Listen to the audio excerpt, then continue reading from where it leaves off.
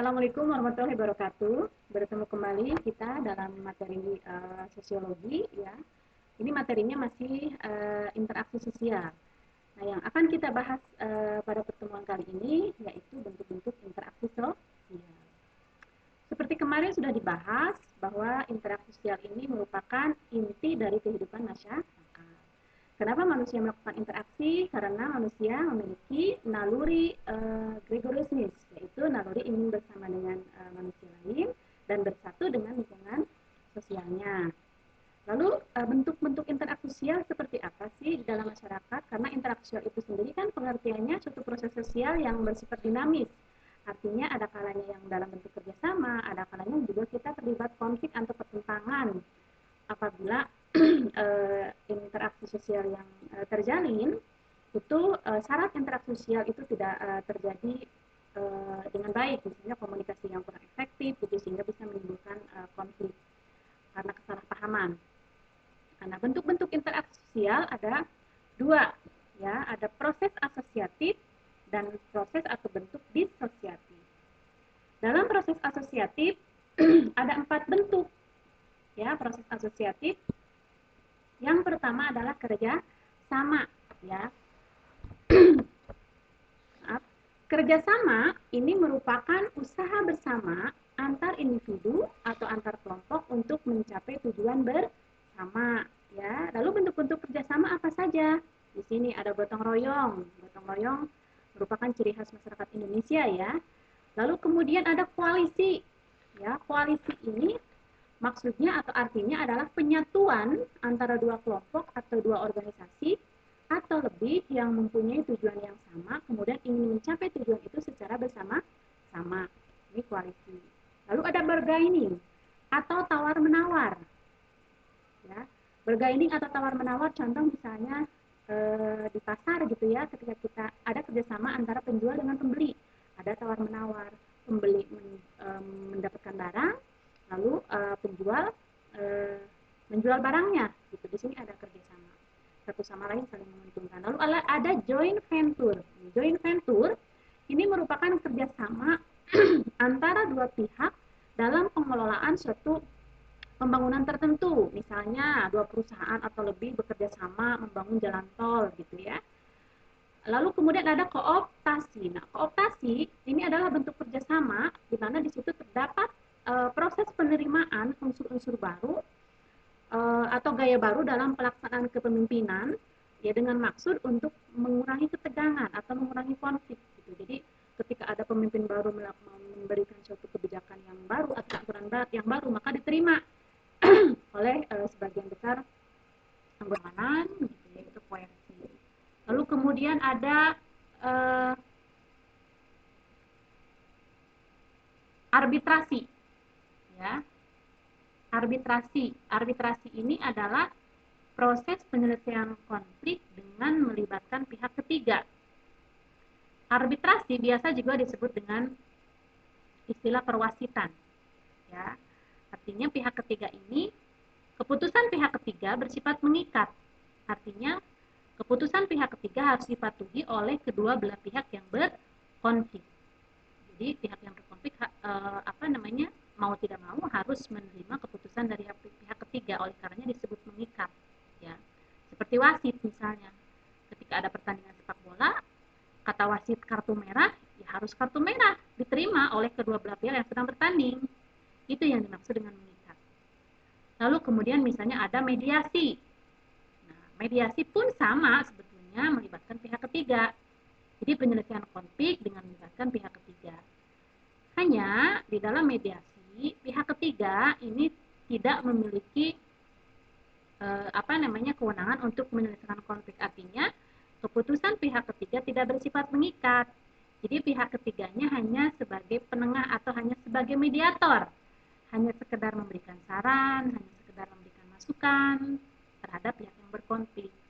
Nah, dalam mediasi ini pihak yang berkonflik secara sadar, ya, mereka mendatangi pihak ketiga untuk membantu menyelesaikan konflik, gitu.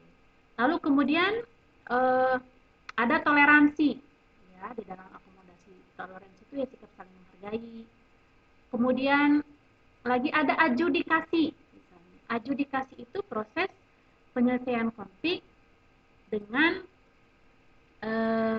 melalui jalur pengadilan. Itu adjudikasi. Misalnya apa contohnya?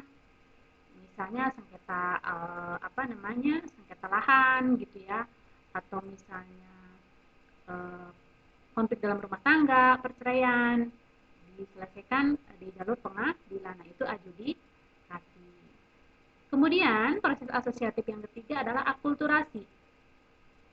Akulturasi ini adalah pertemuan dua kebudayaan atau lebih, di mana masing-masing masih mempertahankan ciri khasnya.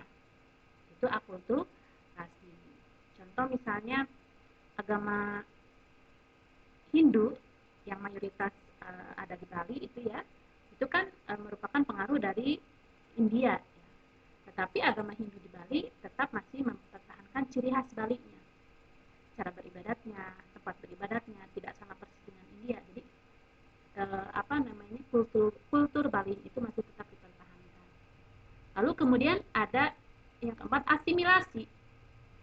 Asimilasi ini adalah sama proses percampuran atau pertemuan dua kebudayaan atau lebih dalam jangka waktu yang lama, lalu kemudian melebur menjadi satu. Ya, itu asimilasi. Lalu kemudian ada amalgamasi di sini. Amalgamasi ini adalah perkawinan campuran. Artinya perkawinan campuran itu adalah misalnya perkawinan campuran antar ras, antar suku bangsa, gitu ya. Sehingga kemudian terjadi hubungan yang bentuknya itu kerjasama dalam amalgamasi atau perkawinan campuran, saling memahami. Misalnya pernikahan antara orang Indonesia yang rasnya Malayan Mongoloid, kemudian dia menikah dengan orang bule, misalnya orang Amerika yang rasnya Kaukasoid, gitu ya. Maka di situ akan terjadi percampuran kebudayaan, ya, saling memahami, saling mengerti, kemudian melebur menjadi satu. Lalu kemudian yang kedua, proses disosiatif. Proses disosiatif ini adalah bentuk interaksi sosial yang mengarah kepada pertentangan. Ini negatif ya. Tadi kan interaksi sosial itu dinamis.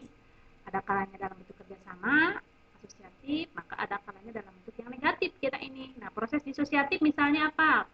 Apa saja bentuknya? Kompetisi atau persaingan. Kompetisi sepak bola dalam olahraga, kompetisi di kelas misalnya ya, kalian bersaing dengan teman untuk mendapatkan nilai yang bagus, mendapatkan prestasi yang bagus, itu kompetisinya yang sehat ya. Nah, itu proses disosiatif karena kita berusaha untuk mengalahkan pihak lain.